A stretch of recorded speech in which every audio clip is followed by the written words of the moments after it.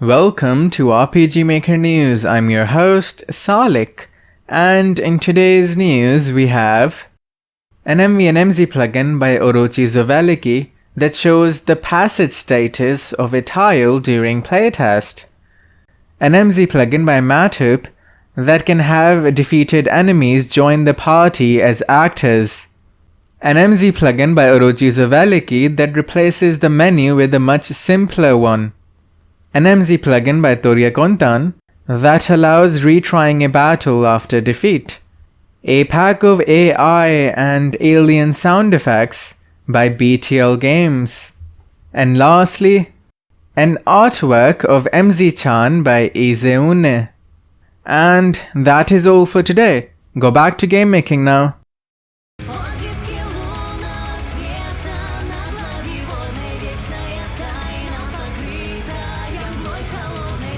Тропинкою ляжет путь вселенной, во что сияет.